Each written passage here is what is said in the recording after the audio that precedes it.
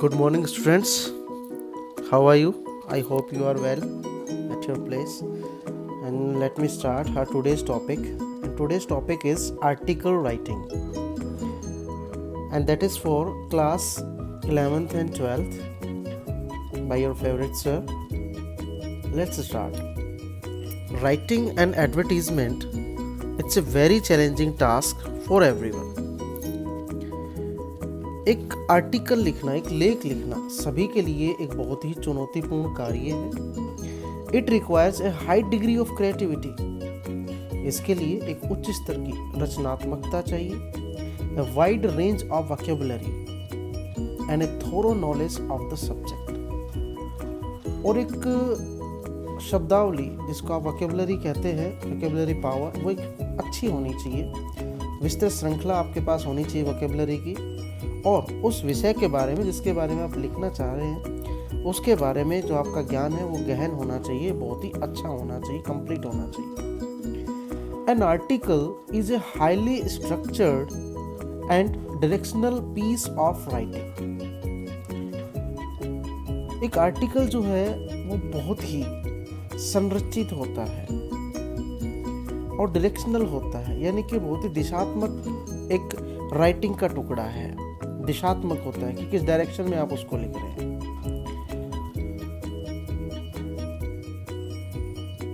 Written for a specific purpose, यहाँ इस बात को आपको जानना है कि एक आर्टिकल जो है वो एक विशेष उद्देश्य के लिए ही लिखा जाता है। दैट इज यानी कि टू इन्फॉर्म, किसी को सूचित करने के लिए, पाठक को सूचित करने के लिए, पर्सुएड, किसी को राजी करने के लिए, टू एंटरटेन, मनोरंजन के लिए, और टू कन्विंस द रीडर, यानी कि जो पाठक है उन्हीं को सहमत करने के लिए। It essentially has several paragraphs containing a distinct beginning, a middle and a conclusion. इस बात को आपको समझना है, इसमें अनिवार्य रूप से कई पैराग्राफ होते हैं जिसमें एक अलग शुरुआत होती है, एक इसका मध्य होता है, मिडल होता है कि किस तरीके से लिखा जाए, और एक इसका निष्कर्ष होता है। तो इन चीज़ों को आपको ध्यान रखना है। अब सबसे पहले बात कर लेते हैं इसकी मार्किंग स्कीम की। मार्किंग स्कीम की बात करें तो ये एक लार्ज कॉम्पोजिशन आपके लिए स्टार्ट हो चुका है, and that is of 10 marks. 10 number का आता है एग्जामिनेशन, और बहुत ही इम्पोर्टेंट है। हालांकि ये वीडियो शायद छोटा बनेगा, लेकिन इससे पता चलता है कि आपको कितनी इंग्लिश आती है, कितना आप इतने सालों में सीख पाए हैं। यहाँ देखते हैं फॉर्मेट है वो 1 मार्क का है, जिसके अंदर हेडिंग, जिसको आप टाइटल समझते हैं, और राइटर का नाम, और इसमें एक बॉक्स और जोड़ सकते हैं आप। ये सब मिलाकर ये 1 मार्क का होता है। अभी तक जितने भी फॉर्मेट्स आए हैं वो सिर्फ 1 मार्क्स के लिए ही रहे हैं हमारे लिए। नेक्स्ट देखते हैं कंटेंट इज 4 मार्क्स। वो मैं आपको बताऊंगा क्या क्या चीज़ें होनी चाहिए कंटेंट में। उसके बाद में एक्सप्रेशन जो है, जो आपकी अभिव्यक्ति है, उसके लिए 5 मार्क्स अलॉट किए गए हैं। बहुत ज़्यादा आप कह सकते हैं ये 5 मार्क्स होते हैं। कितने इंपॉर्टेंट है एक्सप्रेशन का, जो क्या क्या चीज़ें हैं वो फर्दर डिवाइडेड है 2.5 + 2.5 मीन्स कि 2.5 नंबर के आगे भी डिवाइडेड किए गए हैं 11th और 12th क्लास के लिए। जिसके अंदर है फर्स्ट में ग्रामेटिकल एक्यूरेसी, यानी कि व्याकरण संबंधी आपकी एक्यूरेसी होनी चाहिए, गलत नहीं होना चाहिए। एप्रोप्रिएट वर्ड्स, उचित शब्दावली आपको यूज़ करनी है, एंड स्पेलिंग्स, और स्पेलिंग्स का आपको ध्यान रखना होता है। उसके बाद coherence and relevance of ideas in styles marks, जो पहले भी आपको बताया गया है कि जिसके बारे में आप लिख रहे हैं, जिन विचारों के बारे में, उसके साथ सार्थकता, संबंधता होनी चाहिए और प्रासंगिक होना चाहिए। तो इन सब चीज़ों को मिलाकर आपको 5 मार्क्स मिलते हैं, यानी कि लॉजिकली हम कहें तो ये बहुत ही इम्पोर्टेंट होने वाला है। नेक्स्ट हम देखते हैं एलिमेंट्स ऑफ एन आर्टिकल, कि एक आर्टिकल के मुख्य भाग क्या क्या हो सकते हैं, क्या क्या तत्व इसके हो सकते हैं जो ज़रूरी है। पहला है टाइटल, जो कि फॉर्मेट का पार्ट है। इट में कंप्राइज अ सिंगल वर्ड, हो सकता है कि आप इसमें सिर्फ एक वर्ड ही शामिल करें। अ फ्रेज, एक वाक्यांश शामिल कर सकते हैं, और a sentence of 4 to 6 words, यानी कि 4-6 शब्दों का एक सेंटेंस भी लिखा जा सकता है। The title should be thought provoking. Thought provoking का मतलब है कि जिससे कि कोई सोच उजागर हो सके, भड़क सके। प्रोवोक का मतलब ऐसे तो भड़काना होता है, लेकिन यहाँ में थॉट प्रोवोकिंग का मतलब है कि कोई सोच आए उसको देखकर। And Kainchi and should highlight the theme, और इस प्रकार का होना चाहिए जो उत्तेजक हो, आकर्षक हो, या फिर विषय को उजागर करे। कहने का मीनिंग ये है यहाँ पर। तो इस तरीके का आपका एक हेडिंग होना चाहिए। सेकंड जो पॉइंट है वो है name of the writer. Sign off your article with your name towards the end, यानी कि जब आप कंप्लीट आपका आर्टिकल लिख चुके होते हैं उसके लास्ट में आप अपना नाम लिख सकते हैं। अल्टरनेटिवली एक विकल्प ये भी है, the name can come immediately after the heading in the form of a byline. एक बायलाइन के रूप में, यानी कि बाय लगाकर आप अपना नाम तुरंत हेडिंग के नीचे भी लिख सकते हैं। उसके बाद में आता है इंट्रोडक्शन। इंट्रोडक्शन, ये सब पार्ट्स हैं, बहुत इंपॉर्टेंट है। इन चीज़ों को ध्यान में रखकर ही आप एक अच्छा आर्टिकल लिख सकते हैं। Introduction, keep the topic in perspective, specify it keeping the reader's interest intact by providing some surprising information or interesting facts related to the context। यानी कि जब आप बिल्कुल स्टार्टिंग में इसको लिखना शुरू करते हैं तो इसका मीनिंग ये है कि विषय को परिप्रेक्ष्य में रखें, यानी कि संदर्भ से संबंधित कुछ आश्चर्यजनक जानकारी या दिलचस्प तथ्य प्रदान करके पाठकों की रुचि को बरकरार करते हुए लिखना शुरू करें, निर्दिष्ट करें। शायद आपको समझ आया होगा, इसीलिए मैं आपको हिंदी ज़्यादा बता रहा हूँ यहाँ पर, क्योंकि कुछ कमेंट्स मेरे पास आए कि सर थोड़ा हिंदी ज़्यादा आप यूज़ करें कि हमें अच्छे से समझ आ सके। तो शायद वीडियोस को जो हिंदी मीडियम के कुछ बच्चे शायद वो भी देख रहे होंगे। नेक्स्ट है डिस्क्रिप्शन ऑफ द टॉपिक। ये विषय का जो विवरण है, जिस टॉपिक पे आप लिखने वाले हो उसके बारे में। Highlight various fests of the topic like the causes and effects, advantage and disadvantage etcetera. ये कहता है कि विषय के विभिन्न पहलुओं, फेसेट्स का मतलब है पहलू यहाँ पर, जैसे कारणों, उनके प्रभाव, उनके फायदे और उनके नुकसान पर प्रकाश डालें, उनको बताया जाता है डिस्क्रिप्शन ऑफ द टॉपिक में। इसको आप मान सकते हैं कि ये जब हम कह रहे थे ना कि एक इनिशियल स्टेज पे इसका एक स्टार्टिंग होता है, उसके बाद मिडिल पॉइंट आता है, फिर एंडिंग या कंक्लूजन आता है, तो ये आप समझ सकते हैं कि ये इनका मिडिल पॉइंट हो सकता है। Ending, wind of your article with your own views. Wind up your article with your own views. आपको जो समाप्ति करनी है वो अपने खुद के व्यूज से करनी है। वो क्रिटिसिज्म, सजेशन एटसेट्रा कुछ भी हो सकता है। मीन्स कि जो आप अपने विचार बताते हैं वो क्या हो सकते हैं, आप उसकी आलोचना भी कर सकते हैं या कुछ सजेशंस वगैरह भी आप देना चाहें तो वो लिख सकते हैं, अपने विचारों को यहाँ पर लिख सकते हैं। कंक्लूजन, जिसको आप निष्कर्ष समझते हैं। And the article with a desire, और जो ज़्यादातर आर्टिकल्स होते हैं वो किसी डिज़ायर के साथ, एक इच्छा के साथ समाप्त होते हैं। एन अपील, एक अपील के साथ, या फिर कोई वार्निंग हो सकती है, चेतावनी हो सकती है। तो इस तरीके से ये एलिमेंट्स हैं, इन चीज़ों को आपको ज़रूर ध्यान रखना है एक आर्टिकल के अंदर कि आपने उसकी शुरुआत कैसे की है, मिडिल में क्या लिखा है, एंडिंग में क्या लिखा है, और उसका कोई ना कोई कंक्लूजन, कोई ना कोई निष्कर्ष आपको ध्यान में रखते हुए उसकी एंडिंग करनी है। इन सब चीज़ों के साथ साथ आपको एक बात और याद रखनी है, आप लाइनिंग से शायद समझ गए होंगे, इसको आपको बॉर्डर करना है। बिना बॉर्डर के इसको नहीं लिखा जाता है, तो कोशिश करें कि आप इसको बॉर्डर करें। ये सब मिलाकर आपको 1 मार्क फॉर्मेटिंग का मिलता है, और बाकी इन सब चीज़ों के साथ ध्यान में रखते हुए अगर आप लिखते हैं तो आपको मिलते हैं पूरे 10 मार्क्स। आगे देखते हैं general points to be considered while writing an article. एक आर्टिकल को लिखते हुए किन चीज़ों को आपको ध्यान रखना चाहिए वो थोड़ा सा ध्यान दीजिए आप। Understand carefully the hints, information given in the visual और वर्बल इनपुट। यानी कि कई बार होता है कि या तो सिर्फ लिखा ही जाता है, उसको वर्बल कहते हैं, या कई बार हो सकता है कि आपको कोई पिक्चर मिल जाए और उसके ऊपर आर्टिकल लिखने के लिए कहें। तो विजुअल जो दृश्य आपको दिया गया है, वर्बल जो क्वेश्चन में लिखा गया है, उस इनपुट के दिए गए संकेत, सूचना को ध्यान से समझें। सबसे पहली बात तो यही आती है। दूसरा है arrange all the hints information in order. ये 2 बार लिख दिया, इन ऑर्डर, इन ऑर्डर, ये सिंगल आएगा। In order in which you want them to develop for writing the article। दूसरा, जो भी हिंट्स आपको, जो इन्फॉर्मेशन जो चाहे वर्बल इनपुट से मिली है, विजुअल इनपुट से मिली है, उसको रीऑर्डर करें कि पहले क्या चीज़ें लिखी जा सकती है, दूसरी क्या चीज़ें लिख सकती है, आप उसको राइटिंग को स्ट्रेच कैसे कर सकते हैं, किस प्रकार से आपको उसको डेवलप करना है आपकी राइटिंग को और उस आर्टिकल को। तो उन चीज़ों को थोड़ा अरेंज करें अपने माइंड में या फिर कहीं पे भी लिख लें उसको। Use the hints information provided in the input after interpreting them properly. वो इसी की चीज़ें हैं कि भाई आप इनको विभाजित करके एक अच्छे तरीके से व्याख्या करें उसके बारे में निश्चित रूप से। Divide your article into several paragraphs when necessary.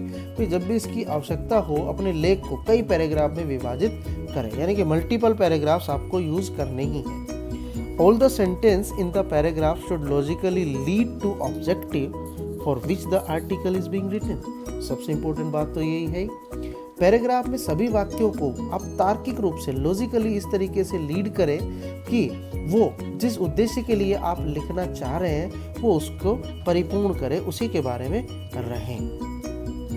The whole composition should not be disjointed to fragmented.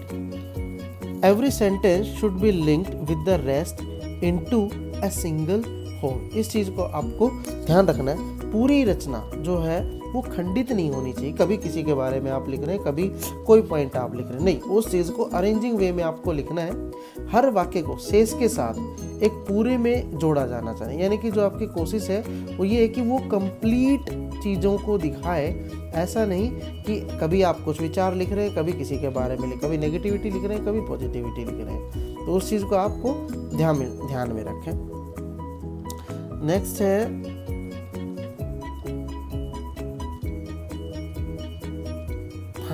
Every sentence should be linked with the rest into a single whole, यानी कि जो भी आप लिख रहे हैं वो कंप्लीट को शो करे इस चीज को, ये नहीं कि अलग अलग टुकड़ा वो लगे वहां पर। The first few sentence comprising the first paragraph, भाई स्टार्टिंग के जो पैराग्राफ्स है, पहला पैराग्राफ्स है, उसके अंदर कुछ सेंटेंसेस क्या हो सकते हैं, should introduce the topic and it's main idea. वो विषय को पेश करना चाहिए कि जिस विषय के बारे में आप लिख रहे हैं उसके बारे में होना चाहिए, और आपके जो मुख्य विचार हैं उनको उस पैराग्राफ के अंदर शो होना चाहिए, इस तरीके का वो लगना चाहिए। आगे है the middle paragraph should highlight the main facts of the topic like causes and effects. यहाँ हम पढ़ रहे हैं द मिडिल पैराग्राफ, तो मिडिल पैराग्राफ जो है वो हाईलाइट करना चाहिए, जो मेन मुख्य जो फैक्ट्स हैं, तथ्य हैं, उनको उजागर करना चाहिए, जैसे causes and effects, advantage and disadvantage, भाई उसके प्रभाव क्या है, कारण क्या है, उनके लाभ क्या है, उनके नुकसान क्या है, इन सब चीज़ों के बारे में लिखना चाहिए मिडिल पैराग्राफ, यानी कि डिटेल्स यहाँ पर है। The last few sentences comprising the last paragraph, और जो आखिरी पैराग्राफ्स हैं उनमें क्या होना चाहिए, should state a conclusion on the topic, और जिस टॉपिक पर, जिस शीर्षक पे आप लिख रहे हैं, जिस हेडिंग को आप एक्सप्लेन कर रहे हैं, वो उसके निष्कर्ष के बारे में बताएं। और यहाँ कुछ लास्ट जो पॉइंट है इस चीज़ का, language use should always be simple and grammatically correct. जो भी भाषा आप यूज़ कर रहे हैं जिस तरीके की, तो वो साधारण हो, यानी कि सभी को समझ आए, बहुत ज़्यादा पैसिव वॉइसेस को यूज़ नहीं करना है या डिफ़िकल्ट लैंग्वेज यूज़ नहीं करनी है। दूसरा, ग्रामेटिकली करेक्ट होना चाहिए, यानी कि उसका जो ग्रामर है वो बिल्कुल सही होना चाहिए। It should be straight forward to the point and objective, यानी कि जो आप लिख रहे हैं वो स्ट्रेट फॉरवर्ड होना, यानी कि उन बातों को आपको सिर्फ सेंटेंसेस बढ़ाने के लिए घुमाने फिराने की ज़रूरत नहीं, डायरेक्ट टू द पॉइंट आप उसको लिखें, और जो उसका ऑब्जेक्टिव है, जो उद्देश्य है, वो होना चाहिए, यानी कि एक सीढ़ीनुमा होना चाहिए। Articles are usually written in the third person, और ये जो आर्टिकल्स होते हैं वो ज़्यादातर यानी कि पर्सनल नहीं होते हैं। जैसे कि मान लो आपको पोल्यूशन के बारे में लिखना है, तो पोल्यूशन अकेले ना तो मेरी वजह से हो रहा है ना आपकी वजह से हो रहा है, तो वो सभी की वजह से हो रहा है। तो यहाँ third person he see it they के लिए लिखा जाता है, यानी कि कंबाइंड थॉट ये होती है इसके लिए। चलो आगे देखते हैं।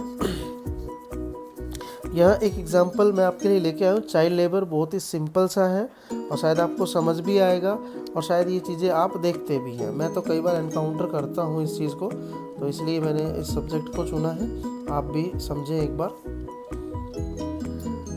चाइल्ड लेबर अकर्स, बाल श्रम जो भी है वो एक श्राप है, बाय कुलदीप शर्मा। तो यहाँ बायलाइन में ही इन्होंने राइटर का नाम लिख दिया, अदरवाइज इसको नीचे भी लिखा जा सकता था। Children of today are the future of tomorrow, ये इस तरीके की लाइन, डिस्टिंक्ट सी लाइन आपको यहाँ पे लिखनी है। तो डिफरेंट सी जो लोग पढ़ें उसको रीडर का ध्यान खींचे। Children of today are the future of tomorrow and every child has the right to education and to lead a happy and healthy life. आज के बच्चे कल का भविष्य है, कल के भविष्य है, और हर बच्चे को शिक्षा और खुशहाल और स्वस्थ जीवन जीने का अधिकार है। ये इस लाइन का मीनिंग है। Engaging children in any sort of work inhibits and affects there proper growth. किसी भी तरह के काम में बच्चों को शामिल करने से उनकी उचित वृद्धि बाधित होती है और प्रभावित होती है। यानी कि अगर बच्चों को आप किसी भी काम में लगाते हैं तो कहीं ना कहीं उनका जो डेवलपमेंट है वो रुक जाता है, विकास रुक जाता है।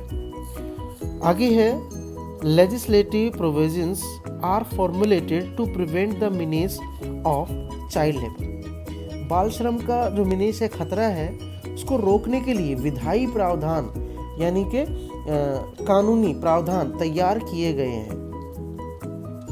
But the children from the most deprived section of the population are forced to earn a pittance or contribute to family work, sacrificing personal development. इस बात को आप थोड़ा सा ध्यान से समझें, बहुत ही अच्छी लाइन यहाँ पर इन्होंने लिखी है। लेकिन आबादी के सबसे वंचित वर्गों में, यानी कि डिप्रीव सेक्शन ऑफ सोसाइटी समझे, पॉपुलेशन समझे, तो जो वंचित वर्ग है, डिप्रीवेशन का मतलब वंचित वर्ग के बच्चों को व्यक्तिगत विकास के लिए, परिवार के काम के लिए, एक पैसा कमाने या योगदान के लिए मजबूर किया जाता है। यानी उन बच्चों को पढ़ाई की अपॉर्चुनिटी नहीं मिलती है, बल्कि उनके विकास को रोककर उनको काम करने के लिए बाधित किया जाता है, यानी कि वो अपने परिवार के लिए ब्रेड अर्नर बन जाते हैं। Children started being employed both on farms and factories था, सॉरी ये फैक्टर्स लिख दिया, आप इसको फैक्ट्रीज समझें। ये यहाँ पर मिस्टेक है, टाइपिंग मिस्टेक्स है। ये क्या है, यहाँ पर फैक्ट्रीज है, फैक्ट्रीज FACTORIES है ना, फैक्ट्रीज आप इसको समझें, factories, because they provided cheap and uncomplaining labour force as compare to others. तो जो बच्चे हैं उनको खेतों में काम मिलना स्टार्ट हो जाता है या करना शुरू कर देते हैं, या फिर फैक्ट्रीज वगैरह में भी मिल जाता है। क्यों? क्योंकि जो बच्चे होते हैं वो बड़े के कंपैरिजन में उनको दिहाड़ी मजदूरी कम दी जाती है, लेबर कॉस्ट के हिसाब से उनको कम दिया जाता है, तो वो चीप होते हैं, सस्ते होते हैं। एंड अनकम्प्लेनिंग लेबर फोर्स है, और वो उनके लिए क्या है, अनकम्प्लेनिंग, यानी कि वो कभी भी शिकायत नहीं करते हैं, जैसा उनको काम किया जाता है, क्योंकि बच्चों में उतना दिमाग नहीं होता है कि क्या गलत है क्या सही है, तो जो भी उनको काम किया जाता है उसके लिए मजबूर होते हैं, तो वो काम करते हैं। आगे है, the importance of education of the child was neglected and replaced with the necessity of providing for food and shelter. इस बात को ध्यान में रखें, बच्चे के लिए शिक्षा के महत्व को उपेक्षित किया गया है और भोजन और आश्रय के लिए आवश्यकता के साथ प्रतिस्थापित कर दिया गया है, यानी कि रिप्लेस कर दिया गया। एक बच्चे को जहाँ एजुकेशन मिलनी चाहिए उसको तो नेगलेक्ट किया गया है, बस उसको खाना और आश्रय, शेल्टर का मतलब है रहना, यहाँ पर आश्रय, बस उसके लिए उसको रिप्लेस कर दिया, यानी कि बच्चे जो है पढ़ाई लिखाई ना करके सिर्फ इन कामों के लिए धकेल दिए जाते हैं। और ये लास्ट या आप कह सकते हैं कंक्लूजन की तरफ हम बढ़ रहे हैं। Therefore there is a need to look into the problem of child labour from a multi-dimensional aspect to understand and address the same in a society where the parents are guided to understand the value of education for the child। यहाँ थोड़ा समझे, ये कहता है कि therefore इसलिए there is a need to look into the problem of child labor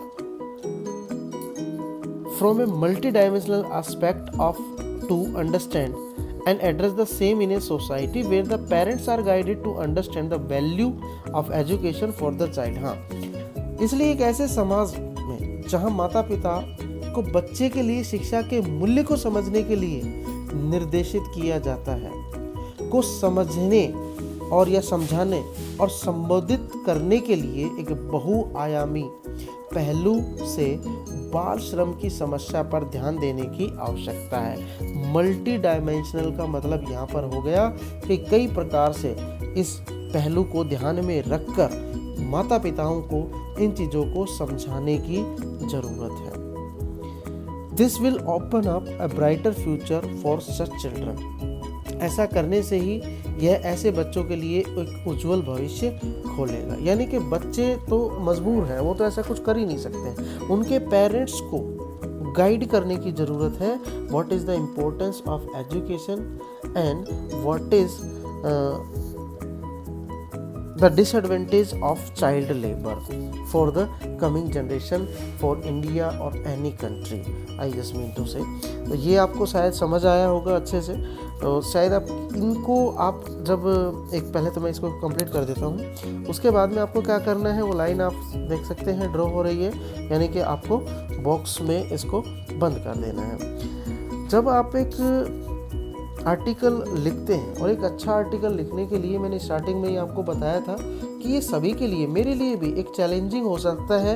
क्यों हो सकता है? क्योंकि हमारे पास या तो वोकैबुलरी नहीं होती है, या हमें उस सब्जेक्ट मैटर के ऊपर एक कंप्लीट नॉलेज नहीं होती है, थोड़ा नॉलेज नहीं होती है, कम, या आप कहते हैं कि इनफ नॉलेज नहीं होती है, पर्याप्त जानकारी नहीं होती। तो इसके लिए अच्छा है कि ये जो आपके एग्जामिनेशन पॉइंट ऑफ व्यू से जो चीज़ें आती हैं, ये कहाँ से आती हैं? ये कहीं ना कहीं हमारे समाज से जुड़ी हुई चीज़ें होती हैं। इनके लिए आप क्या करें, आप जितना हो सके न्यूज़पेपर को रीड करें, उसको पढ़ें, उसको अंडरस्टैंड करें।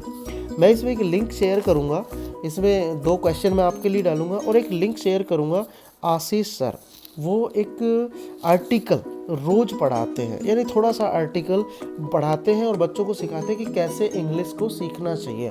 बहुत ही अच्छे, बहुत ही पेशेंस के साथ पढ़ाते हैं और मैं भी उनको फॉलो करता हूँ और बहुत ही अच्छा वो पढ़ाते हैं। उनका लिंक मैं शेयर करूँगा, आप उनके चैनल को सब्सक्राइब करें। तो वहाँ वो द हिंदू का एडिटोरियल रोज़ पढ़ाते हैं। आप उनको अगर 10, 15, 20 मिनट देते हैं तो आप एक अच्छा आर्टिकल लिख भी पाएंगे, इंग्लिश न्यूज़पेपर कैसे पढ़ा जाता है, और आपके जो वोकैबुलरी पावर है उसको आप अच्छा कर पाएंगे, यानी कि रेंज ऑफ वोकैबुलरी है उसको इंक्रीज़ कर पाएंगे बहुत ही बेहतर तरीके से। तो ये हमारा पॉइंट रहा आर्टिकल राइटिंग का। और बच्चों इसके लिए मैं आपको बताऊँ, it is very important because it is containing with 10 marks, जो कि एक बहुत ही बड़ा होता है। आप समझ सकते हैं कि ये जब आप रीडिंग राइटिंग सेक्शंस अलग अलग डिवाइड करते हैं तो सबसे ज़्यादा पार्ट तो इसी तरीके की चीज़ें ले जाती है। इसमें 4 टॉपिक आपके पास रहते हैं, जिसमें अकेला आर्टिकल जो है वो 10 मार्क्स के लिए हो सकता है। तो आप इसको थोड़ा ध्यान से देखें, जो क्वेश्चन मैं आपको देता हूँ उनको रेगुलर बेसिस पे सॉल्व करें। Thank you for watching this.